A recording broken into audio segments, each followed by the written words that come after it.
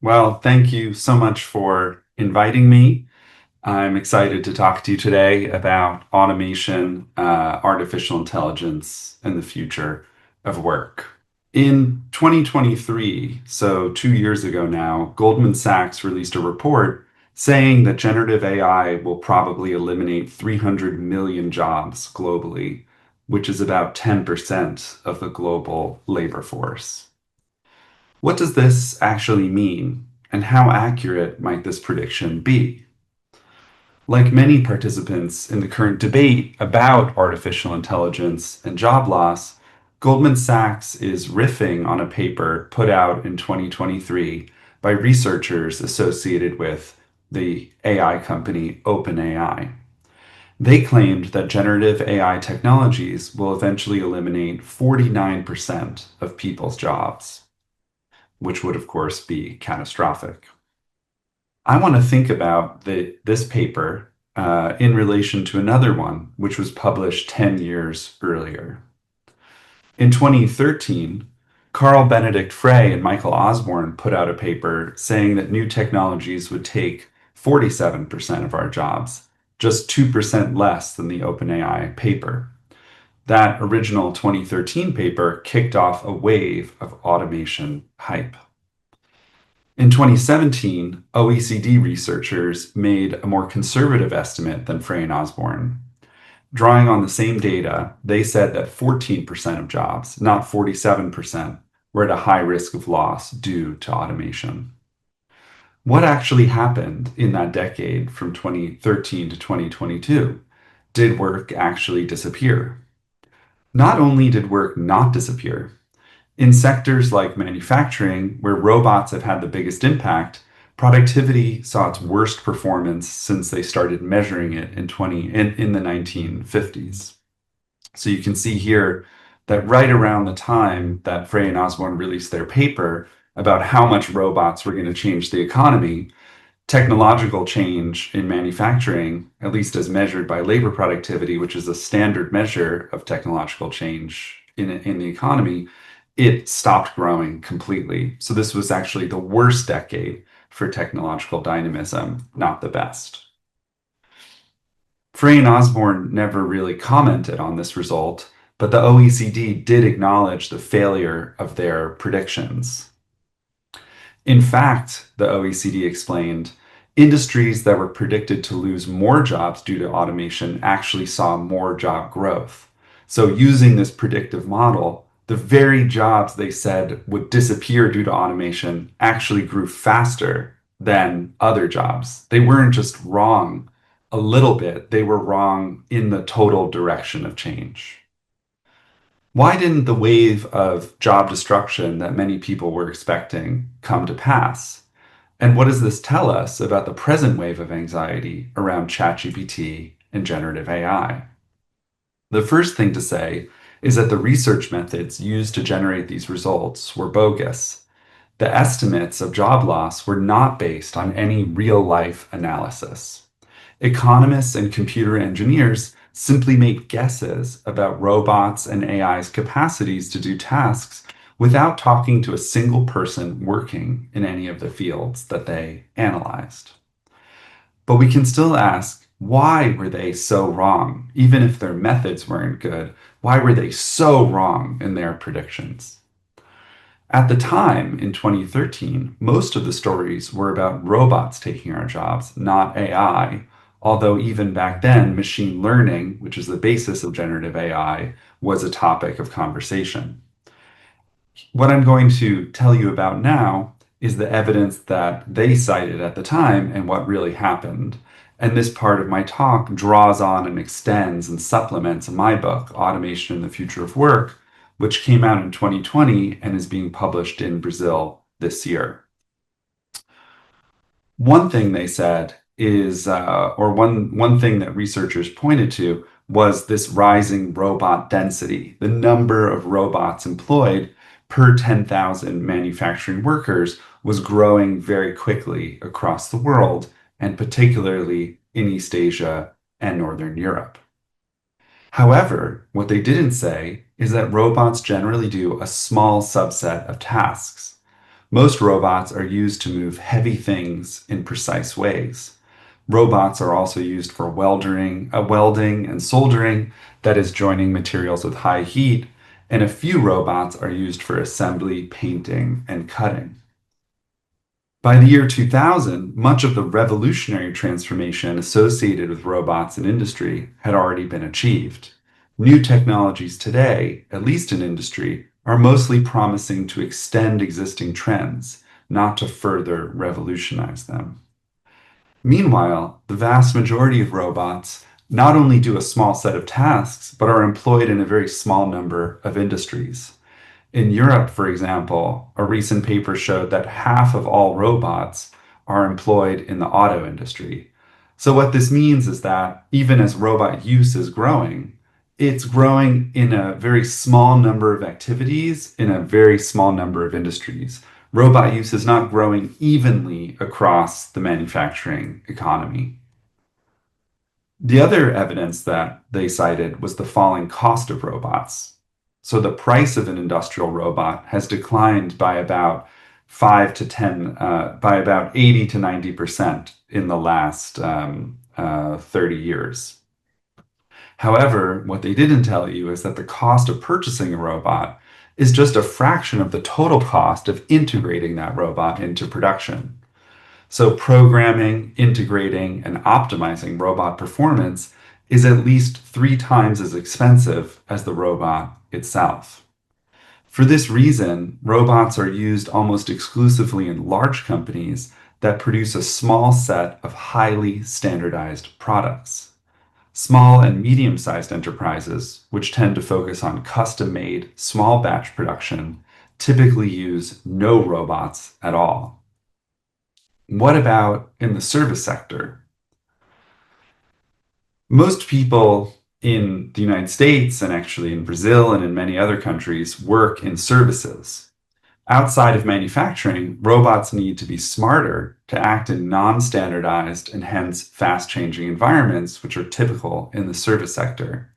And that has proven very difficult. Most of the service based robots ventures that you hear about have failed. The adoption of robots has had a limited effect, as shown by productivity growth in the richest countries in the world. Again, productivity growth, although it measures labor productivity, is a standard measure of technological dynamism. If people were being replaced by robots, it would look like, or it would show up in the statistics, as if the remaining workers were producing a lot more value for every hour they worked. It's just the amount of value produced by robots, machines, buildings, and people divided by the number of hours of work. Instead of seeing a period of really high productivity growth, the period of the robots craze was once again the lowest period of productivity growth since we've had the measures. So, this famous paradox that Robert Solow, an economist of economic growth, that he said in 1987 still applies. He said, you can see the computer age everywhere except in the productivity statistics. So we see computers everywhere in our lives, but we don't actually see them affecting or creating this rapid economic growth as we would expect. Now we know a little bit more about why jobs did not disappear.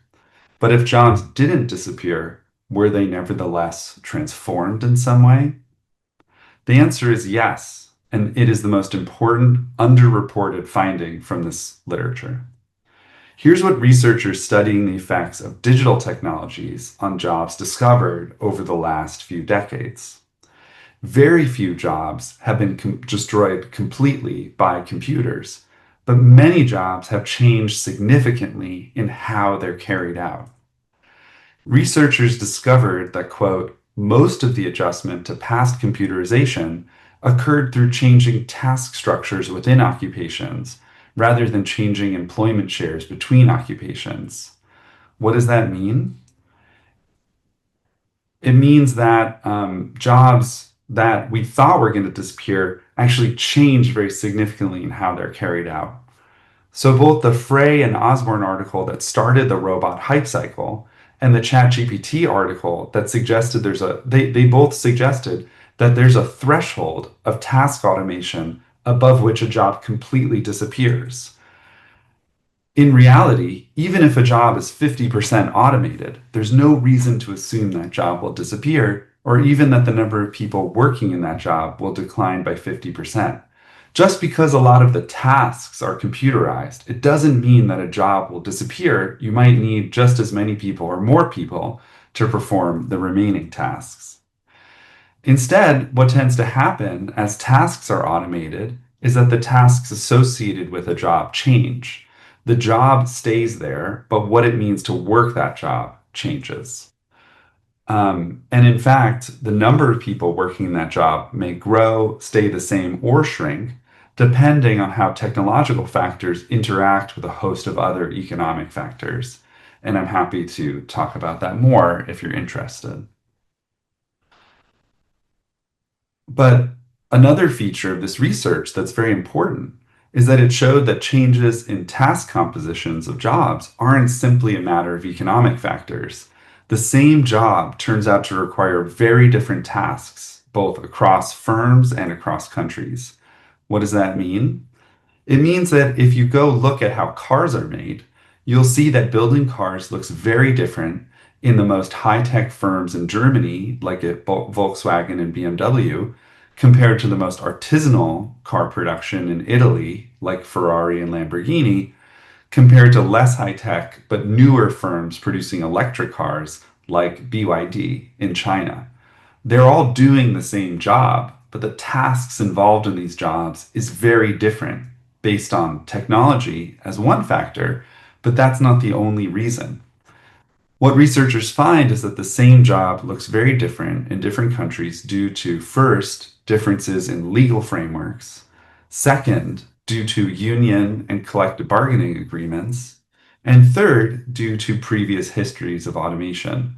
So all three of these factors are shaping the pathways down which a technology develops.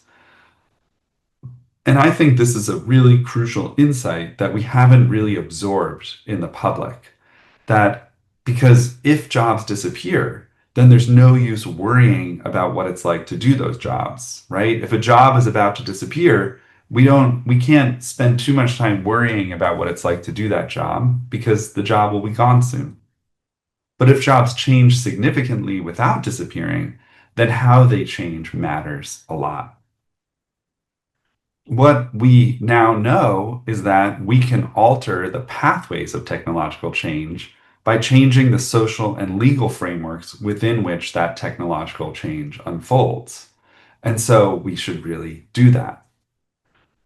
That's the basic argument of what I want to tell you about. But we can now go a little deeper to understand what all of this might mean for the future of work in an age of generative AI technologies. One way that technologies alter the skills or aptitudes needed to perform a job is the following. Some technologies are said to de-skill work, and other technologies are said to upskill work. De-skilling takes place when technologies make it easier to do a task, so workers with fewer skills can be paid less money to do that task. Upskilling takes place when technology improves efficiency, but still requires more skilled work, and typically also requires workers to be paid a higher wage. Computer technologies have generally been understood to upskill work. They reduce the number of people required to perform a given task, but increase the skill level that that task requires. But this isn't true of all digital work. Take the example of Uber or other rideshare apps. Driving a taxi used to require specialized knowledge of roads and routes. But Uber drivers don't need that kind of specialized knowledge. They use Google Maps to get directions. And what that means is that anyone who can drive can work for Uber or Lyft. In that way, Uber is de-skilling the act of driving a taxi. But that's not all that Uber does. It also uses its algorithms to increase digital surveillance of workers. in a way that reduces what economists call the efficiency wages that those drivers have to be paid. The additional earnings paid to hard to manage or observe workers are called efficiency wages. These are wages that are paid to induce workers to work harder when it's difficult to observe or measure their actual performance. New forms of digital surveillance seem to be making it possible to eliminate efficiency wages by tracking worker performance and threatening workers when they fall behind. So, where does all of this leave us when it comes to ChatGPT and other generative AI technologies? Companies like OpenAI, Meta, and Google are now investing huge amounts of money in developing AI models, and they're investing so much money that productivity growth would have to rise at a rate of 10% per year in just a few years to justify the expense. These are the hyperscale companies that are building these gigantic AI data centers. That investment will only be viable if productivity grows at 10% per year. You can see why there's so much excitement about the potential of these technologies. They might finally make it possible to achieve rapid increases in productivity in the service sector. And that's the sector that, first of all, accounts for the most jobs, and second of all, have seen very low rates of productivity growth so far. So the reason for the hype and excitement makes sense. These technologies might finally solve the problem of low productivity growth in advanced economies. But we already know why these technologies are unlikely to deliver the gains that these investors are hoping for. One researcher from AI said there are no fixes for the fundamental brittleness of deep neural networks. To move beyond the flaws of these networks, researchers need to augment pattern matching artificial neural networks with extra abilities. And that's the big problem here. In fact, OpenAI just a few days ago published a paper in which they admitted that the hallucinations that their product produces cannot be solved through scaling ever larger the models. There's a kind of mathematical necessity to those hallucinations. And so the problem is that we don't really know how to provide the extra abilities that can stop those hallucinations and make these products reason in a fuller way. At least we can't figure out how to do it in general.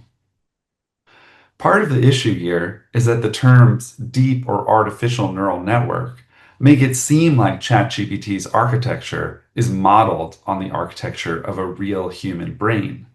But there are key differences between artificial neural networks and organic neural networks. Artificial neural network learning is a reaction to external stimulus, with rewards and punishments determining how it changes its response. This is the technology, to be clear, underlying apps like ChatGPT or Claude. By contrast, organic neural networks, the kinds that are actually in our brains, are based on pre-existing representations and structures. Unlike ChatGPT, we come into the world with concepts, desires, and goals that shape our thinking. The brain is not one homogeneous system with as little internal structure as possible. The brain's pre-existing internal structures help it learn very quickly from very few examples. Unlike artificial neural networks, therefore, organic neural networks are highly structured and grasp the world in very different ways depending on circumstances. So here's how one Yale cognitive scientist, or actually two of them, described it. They said the mind has parts, and the different parts of the mind operate in different ways. Seeing a color works differently than planning a vacation, which works differently than understanding a sentence, moving a limb, remembering a fact, or feeling an emotion. That's the feature of the human mind for which there is no corresponding artificial neural network structure. Advances in the future will probably involve some way of integrating artificial neural networks with symbolic thinking and built-in cognitive structures. AlphaFold 2 is an example of a hybrid. So is Google Search. What that means is that these systems have been are hybridized. They involve some elements of generative AI and some elements of traditional symbolic language programming. The problem is that these hybrid systems that combine these two ways of thinking, we could say, have to be painstakingly developed for each specific task. We don't have a general way to combine those two things. We have to develop it specifically for each task, just like evolution historically developed that for our specific tasks. And these issues are starting to worry a lot of investors. You can read about it every week in the Wall Street Journal. And even Goldman Sachs, which published the paper saying that generative AI was going to eliminate 300 million jobs, they've also wondered whether we are spending too much money on generative AI for too little benefit. There was a recent report that came out from MIT that actually said that 90 to 95% of the companies they could find that said they were spending a lot of money on generative AI had not actually found a way to make more money using the technology. And this absence of business applications of the technology has been a major problem. There's been a further report that came out in the last few days that noted that many people are using generative AI technologies without approval by their bosses to generate very low quality outputs that actually create more work for other people at the same firms. So at least now we've identified some cases where the use of generative AI technologies is actually reducing productivity rather than increasing it. Now, that doesn't mean overall that these technologies are useless or that they won't raise productivity or that they won't transform work. We just don't know right now how far that will go, and we see some of the limits in how far it'll go already appearing. Here's what we can say for now. Empirical evidence so far suggests that generative AI technologies will improve productivity the most for the least skilled workers. These tools have less of a positive effect on the productivity of the most skilled workers. So when they do tests to see how much productivity improves, and they give people tasks like proofreading a paper or doing a translation, the technology helps the worst off workers improve the most, but the best performing workers see the least benefit from the technology. And that makes sense because generative AI algorithms are currently being trained with information drawn from the internet about how skilled workers do in a variety of fields, how skilled workers in a variety of fields do their jobs. I talked earlier about the de-skilling of taxi driving. And we may see the same sort of digital descaling happening in other fields as well now, and that could drive down wages. This might apply especially to workers in computer programming, legal and technical writing, and graphic design. Although even there are doubts about how much these technologies will change work, but I see that a real potential for change in those fields. It's important to point out that none of these are foregone conclusions. The evidence I presented earlier in the talk about labor law and labor organizations can have major impacts on the way that work gets transformed. So, for example, in the United States, the union SAG-AFTRA, which is the union for actors and actresses in Hollywood, they've been able to win changes to their contracts that prevent companies from using AI likenesses of the actors to replace them in work. Thinking more positively for a moment, we might ask, what could these technologies be used to do rather than replacing workers or being used to threaten to replace them or being used to de-skill workers? One possibility is actually that these technologies could be used instead to reduce the need for managers, to flatten organizations. No one's really working on this, but it seems possible to use generative AI technologies to create ways for workers to work better together rather than needing the intermediary of managers to do their tasks. But instead of that, for now, generative AI is usually being used to increase managerial control over workers. Of course, a big limitation on the positive use of these technologies I haven't mentioned so far is that they're very expensive to create and even more expensive to run.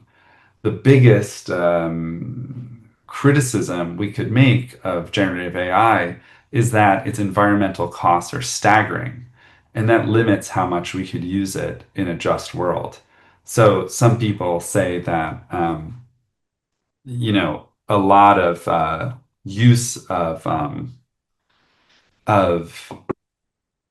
generative AI is that people are using it in place of Google searches, but actually the cost in terms of electricity to ask ChatGPT a question rather than Google, the traditional Google search, is really staggering.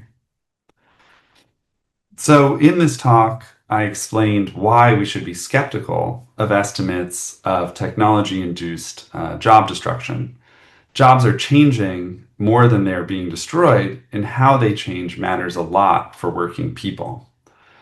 Without pushback, the new tendency towards digital technologies is towards digital deskilling and surveillance, both of which will make work worse and also raise economic inequality.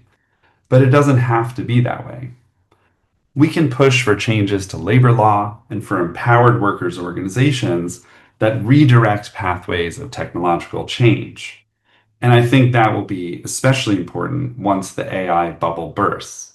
In fact, something I haven't mentioned here is that I think that among the technological revolutions occurring today, actually the more important set of technological revolutions that are really delivering massive gains are technological changes in the world of green technologies. It's revolutions in renewable energy, in batteries, in industrial sustainability, in electric vehicles. Those are the changes where I see really incredible improvements.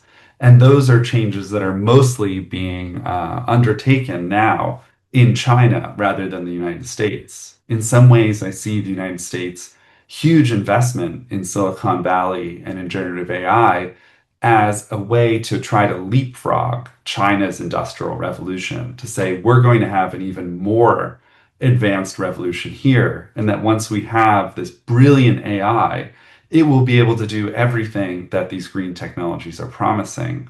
It will be able to, they say that it will be able to reverse climate change, generate massive productivity growth that creates a world of abundance and all of these things.